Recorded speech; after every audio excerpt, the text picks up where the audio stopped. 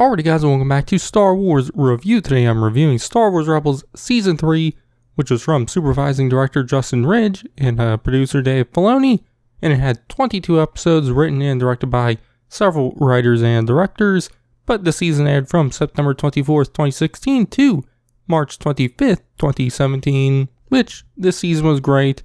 It's probably the best all-around season of the series, in that I felt like it just had a bit of everything while also, doing that bit of everything really well. And it has some of my favorite moments from the series. I will say I think season 4 is probably my favorite season, but this season does a lot of stuff really well, which the biggest thing I think is Thrawn. I really loved him in the season. He just, he's very scary, but not in the way Star Wars villains usually are, because he's a lot more soft-spoken and, extremely competent, and, is always a step ahead of the rebels. So, just really anytime he's on screen, the scene is just great because of, really just the tension of it and whatnot. Don't know exactly what, he's gonna pull on, the heroes. But a big reason I really loved him was, Lars Mikkelsen and his, performance as the character, which I thought, he was great in the role. I really loved him. He nailed the voice of Thrawn, which I am very excited to see Mikkelsen play him in live action. But obviously that's not about Rebels Season 3. But, I really love Thrawn. He really elevated a lot of scenes for me this season. And, he just was a great villain. Definitely after I thought the villains in Season 2 were a little weak, so I really loved him. But I also really loved where it took the characters of the Ghost Crew. I loved seeing Kanan kind of come to terms with being blind, and, just kind of how he deals with it and how it changes his relationship, definitely with Ezra, which, it's kind of definitely at the start of the season, as, we see Ezra going through some things also, which I'll get into more in a moment, but, I really loved at the start of the season them kind of getting over their bumps in their relationship and start to kind of find common ground again. I really love that. Also with Kanan, there's some great moments with him and this mystical force-wielding being named the Bendu, who kind of gives Kanan some lessons, and then eventually Ezra, which I really, really loved all the stuff with Kanan and Bendu. Obviously, Bendu doesn't really appear too much in the season. I think he's really only in 5 episodes, 4 or 5. So he's really not in it that much. But when he is, he's great, and I really loved Bendu. But with Ezra, obviously I mentioned the stuff with Kanan, which at the start of the season we see Ezra struggling with the dark side because of the Sith holocron they acquired at the end of Season 2. And, we kind of learned that he's been using it.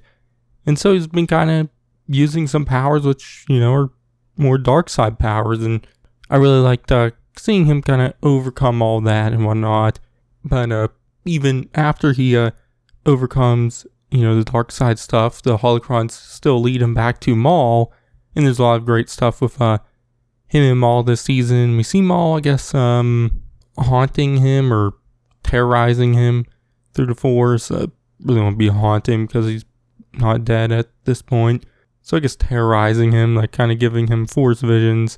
And so I enjoyed that. But the best part of Maul was definitely in the episode Twin Suns, as Maul uses Ezra to find Obi-Wan on Tatooine, which I really loved the confrontation between Maul and Obi-Wan.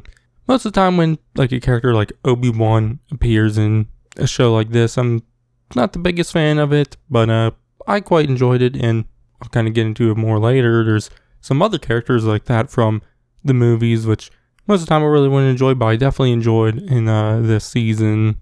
But obviously in that confrontation, Obi-Wan finally kills Maul for good, so, I quite liked Maul's end there. But back to Ezra, obviously like every season we kind of see him grow more with the Force and as a person, which this season he's definitely older looking and has definitely improved as a fighter. he has a new green lightsaber also. But I also like kind of seeing him start to step more into a leadership role in some ways. Obviously, he kind of messes up at some points, but I like seeing him kind of start to lead and whatnot.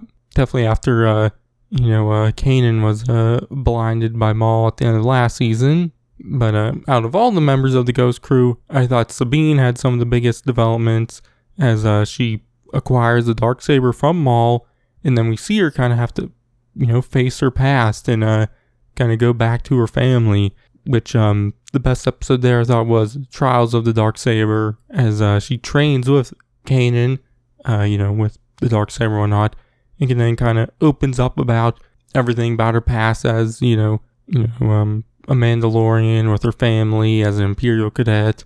We learned that she made a weapon which would kill Mandalorians, so that's kind of what's led her to exile and whatnot, which I really love that moment. Definitely the music, the score was great there from Kevin Kiner, which I'll talk about, obviously, the score as a whole later, but it really stood out in that moment there, which Trials of the Darksaber is probably my favorite episode from the season. I really, really love that one. But, after that, I really loved seeing Sabine then reconcile with her family. And for a little bit, she ends up staying with them and leaves Phoenix Squad. But that only lasts for a few episodes. And then in the season finale, she comes back. But this season really, really elevated Sabine's character for me. I've seen the first 2 seasons. I really like her. Since season 1, I've enjoyed all the members of the Ghost Crew, but this season made Sabine one of my favorite characters, and I'd say she's definitely my favorite Mandalorian character in all of Star Wars, definitely because of, like I mentioned, the episode Trials of the Darksaber, but just her whole arc for the season. But with Hera, we once again see her continue to grow as a leader of the rebellion, but one episode, it's not really related to the rebellion, but, is a more Hera centered episode I really liked was Hera's Heroes, as we see her on Ryloth and she runs into Thrawn while trying to recover her Kalikori, which is a, Twi'lek like family heirloom, which I thought that was a standout episode for Hera, which I really enjoyed. And, I like seeing that she's continued to have a good relationship with her father, Cham, after the events of the episode from season 2. I will say Zeb didn't really have a standout episode for me this season. There was the episode Warhead, which we see him, AP5 and Chopper take down this Imperial droid who found Chopper base and kind of erase any evidence, which I enjoyed that, but like the other characters, I feel like all the other ones had a standout episode, but I just didn't really feel like Zeb had a standout episode this season. But there's still a lot of great moments I really enjoyed with him. And I guess I should mention Chopper also, which, he continues to be Chopper, which is all I can ask for, which is great. I love Chopper, which there is an episode with him in AP5. I'm forgetting the name of it. It's like Undercover Droid something. I forget what the exact name of it is. I didn't write it down, but Chopper gets like hijacked by these weird Imperial dudes, and so then the Ghost Crew and AP5 have to save him, I guess. Which I enjoyed that moment, but obviously Chopper, he's more having great moments every episode. So yeah, but obviously I was talking about Zeb. One moment I really liked was him kind of realizing that he accidentally recruited Callus to the rebellion.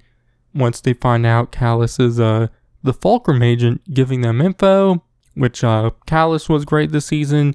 Kind of seeing his redemption arc, which is obviously, a very Star Wars thing. We see so many bad guys kind of start to right their wrongs. And so I enjoyed that, seeing him do that and then help out the rebellion. And then at the end of the season, joining them. But also Rex, he continued to have great moments throughout the season. But one episode I really liked was the last battle, where we see him, Kanan, and Ezra fight some old Separatist battle droids, which, called back to the Clone Wars series a lot. But like usual, there's a bunch of other characters. There's several that haven't appeared in previous Star Wars stories. Definitely some of my more Rebel hero characters like Wedge Antilles, Mon Mothma, General Dodonna, Saw Gerrera. Which, like I mentioned earlier with Obi-Wan, most of the time I don't really like that kind of stuff, but these appearances just felt more natural, and so I quite enjoyed all of them. Obviously, there's ones beforehand, like in Season 2 we see Leia, Season 1 we see Lando. I wasn't the biggest fans of them appearing, but I felt like all these characters, fit and served the story better. We also get more of a Hondo, which, he's always fun, so I enjoyed him. Also, I mentioned AP5 a little bit, which he was great like always. I am sad because, he doesn't really appear much in Season 4. I think he's briefly in like one episode, so this is really the only season we really get much of him. So kind of wish there was more of him. And there's the leader of Phoenix Squad, Commander Sato, which, like I said before, he really isn't that much of a character. We do get some more stuff of him in the episode Iron Squadron, as we meet his nephew, Mart Matin, which I like that, but, I'm not the biggest fan of that episode. It's definitely my least favorite of the season. But that's really all I have to say about the characters right now. Obviously, with story, once again, this season is a lot like, the last one. It's a little more episodic, but, really the biggest overarching story is, fighting the Empire and, Thrawn, which there is some build up with Lothal, which will be explored next season. But obviously the more overarching storylines, I've already kind of mentioned them. The Sabine stuff, the stuff with Maul, and the stuff with Thrawn and the Empire are some of the bigger overarching stories. But like I said earlier, or at the start of the review, I felt like this was probably the best all-around season, as I, enjoyed pretty much all the episodes. The only one I wasn't super into was Iron Squadron, and then there's maybe a few episodes I didn't like as much as the others, but there were just so many great ones, which, are a lot more episodic than serialized. But obviously, it kind of leans in between episodic and serialized, just like the first two seasons. But obviously with episodes, Trials of the Darksaber is probably my favorite. Twin Suns, like I mentioned. I really like the premiere episode, Steps into Shadows. I forget what it's called. Something like that. There's the more Callus focused episode, Through Imperial Eyes, which I quite enjoyed. There's a Mon Mothma episode, Secret Cargo. The Last Battle, like I mentioned. The one with Rex. Hera's Heroes. All the other Maul and Mandalorian / Sabine focus episodes too. So, just a bunch of great episodes.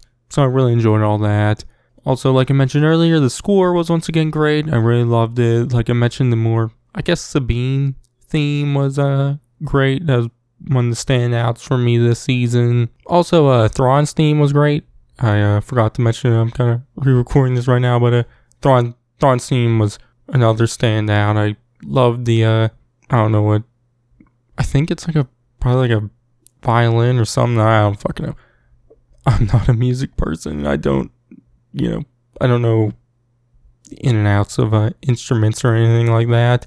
But I really liked whatever instrument was used for Thrawn's theme. I really liked that. So yeah. And obviously, like I've mentioned before, on the animation side of things, it's, isn't as good as some other Star Wars animation, but I still like it enough. And, the characters and the stories being great make up for the more lacking animation. So, yeah, but I don't really have much else to say. I really enjoyed this season, so my grade, I'm going to give it an A. So, yeah, but next I'll be reviewing Season 4, so you can check that out then. But in the meantime, check out my reviews for Season 1 and Season 2. And right now I've done individual episode reviews for all of Season 1 and half of Season 2. Once I'm done with my Season 4 review, I'll eventually get back to doing individual episode reviews. I just wanted to get these out before the live action Ahsoka series came out. So yeah, but I'm rambling on now. That's going to be it for this one. I've been Star Wars Review, and I'll catch you guys in the next one.